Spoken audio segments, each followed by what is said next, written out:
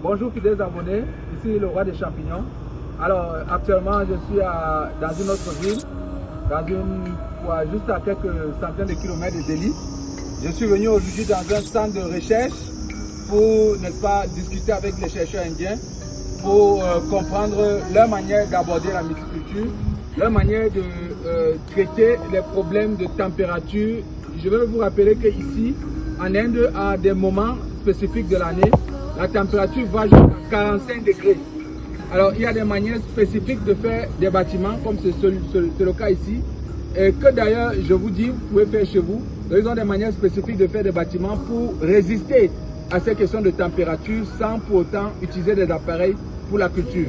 Donc, nous sommes venus dans cette université, c'est une université horticole. Je vous dirai le nom, j'ai un peu oublié le nom et le nom de la ville. C'est un grand centre de recherche qui est dans la production des champignons de Paris, la production des pleurotes, la production des cèpes, la production des cordyceps, la production des ganoderma et plein d'autres champignons. Ils ont un grand niveau de connaissance. Nous avons fait les laboratoires pour comprendre un peu leur technologie de production des semences, mais ainsi de suite. Et là, je suis venu dans les bâtiments de production, d'expérimentation, pour voir comment est-ce qu'ils gèrent la température. Parce qu'il faut dire qu'ici, la plupart des producteurs utilisent, n'est-ce pas, des salles avec des températures contrôlées, mais ici, ils ont développé des techniques. Alors, ce que vous avez derrière moi, c'est la paille de riz, en anglais rice straw. On a utilisé ça pour, n'est-ce pas, réduire la température à l'intérieur. Et vous pouvez voir, tout le bâtiment est habillé de cette paille. Alors ça, ce n'est pas des tôles classiques, c'est une sorte de matériau qui est un peu comme de la terre. It's like soil. They're making like cemented. Oui, c'est comme ça, avec du ciment qu'on fait ça. Et donc, c'est aussi isolant. On a mis ça à l'extérieur, vous semblez voir ceci. Mais allons-y à l'intérieur, vous verrez, vous voyez qu'en bas aussi de cette tôle en ciment, on a mis de la paille pour vraiment isoler la température. Maintenant, à l'intérieur, vous voyez, à l'intérieur, c'est vraiment frais, très frais à l'intérieur. Vous voyez, ils ont habillé tout le bâtiment. On va faire le tour. Ils ont habillé tout le bâtiment avec, n'est-ce pas, cette paille.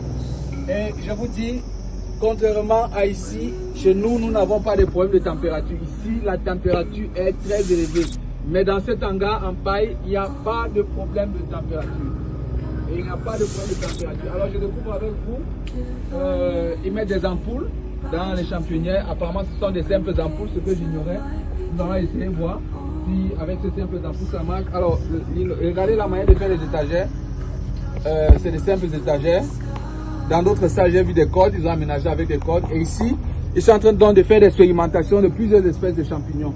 Là, vous avez les pleurotes roses qui sont en train de faire, ça a commencé à fructifier. Vous avez les pleurotes roses sur plusieurs substrats. Vous avez aussi les pleurotes Oscarus qui sont en fin de fructification sur des substrats à base de paille de riz.